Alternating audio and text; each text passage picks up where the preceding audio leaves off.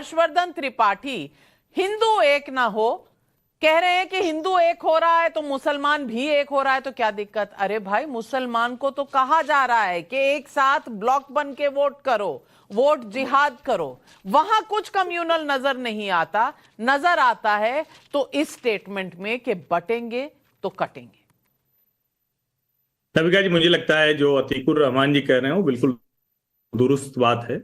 इस देश ने स्वतंत्रता के पहले भी और स्वतंत्रता के बाद भी मुस्लिम वोट बैंक और मुस्लिम कंसोलिडेशन की पॉलिटिक्स देखी है। इतनी देखी कि 1947 में जब भारत स्वतंत्र हुआ तो स्वतंत्र भारत हुआ था लेकिन बन पाकिस्तान गया। तो दुर्भाग्य तो है देश का। मुसलमानों ने तो मौका मिला तो एक देश ही बना लिया, इस्लामिक मुल्क बना लिया। उसके बाद कुछ लोग रह गए यहां, उन्होंने कहा हम नहीं जाएंगे। उन मुसलमानों को हम भारत का मुसलमान मानते हैं और वो जितना किसी हिंदू का अधिकार है उतना उनका भी अधिकार है।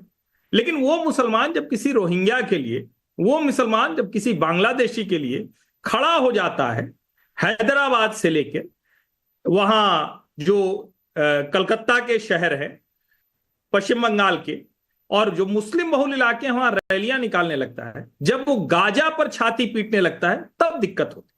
और कांग्रेस पार्टी के साथ जाए इसमें कोई दिक्कत नहीं। और मैं तो कह रहा हूं ये अच्छी बात है ना। कर्नाटक से कांग्रेस के साथ मुसलमान गए तो इसमें बुराई क्या है भाई? न तो मुसलमान का कांग्रेस के साथ जाना बुरा है, न हिंदू का भाजपा के साथ जाना बुरा है।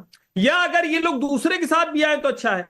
लेकिन जब अरशद मदनी जमीयत के मंच से कह देते हैं कि भाई हमारा हीरो तो राहुल गांधी है, हमारा नेता राहुल गांधी, तो मुझे लगता है कि ये एक क्लैरिटी है। और डेमोक्रेसी में सबको अपना जो कहें कि उनके मन में जो चल रहा है उसको साफ साफ बोलने का अधिकार है। अच्छा है कि जो लगातार छिप छिपा कर राजनीति हो रही थी वो अब सब खुलकर बोल रहे हैं, साफ साफ बता रहे हैं कि हमें कौन चाहिए। और राहुल गांधी ने 2024 के चुनाव में क्या किया था? मुसलमानों का वोट बैंक एक साथ मिल जाए और उसके बाद हिंदुओं को तुम्हारी जात बताओ, तुम कौन सी जात हो, जात जात, यही तो किया ना उन्होंने, दलित संविधान आरक्षण। तो मुझे लगता है इसमें बहुत कंफ्यूजन नहीं होना चाहिए। और राजनीति है, सब करेंगे तो इसमें कम्युनल की बात कहां से आ गई? जी, हम सब मुसलमान जो 1947 पाकिस्तान मुसलमान इस्लामिक स्टेट बनने के बाद भारत में रह गए, और धन्यवाद जो आपने हमको ये दिया कि भाई हम भारत के मुसलमान हैं, हम हिंदुस्तानी नहीं है लेकिन हम भारत के मुसलमान हैं। हम लोग गए और हम लोगों ने बर्मा से रोहिंग्याओं को गोद में उठा उठा के यहाँ पर लेके आए। अरे भाई, बॉर्डर के ऊपर बीएसएफ किसने बिठाई है? बीएसएफ को क्या किया? हमने आंखों में धूल झोंक दी। जो आप इल्जाम दे रहे हो, अरे गवर्नमेंट ऑफ इंडिया और बीएसएफ से बीएफ पूछ लीजिए। और जहां तक कि आपने ये स्वागत किया इस बात का, तो मैंने तो फ्री एडवाइस दी। हम नहीं चाहते कांग्रेस को वोट देना, लेकिन ये बीजेपी ने अपना कम्युनल एजेंडा साबित करके हमको मजबूर किया है। देखिए नविका जी, मैं अतीकुर रहमान जी को कभी कभी मानता हूं कि ईमानदारी से बोल जाते हैं, लेकिन फिर उसके बाद क्या करें? इनको भी तो घर लौटना है, इनको भी तो अपने गली मोहल्ले के जो मुस्लिमों को जिनको ये बताते होंगे वो फिर सुनाएंगे।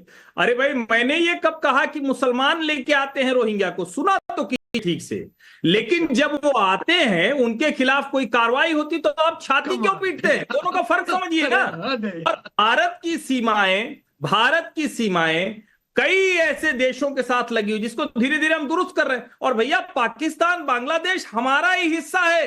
कट के चले गए, काट लिया, बर्बाद कर दिया।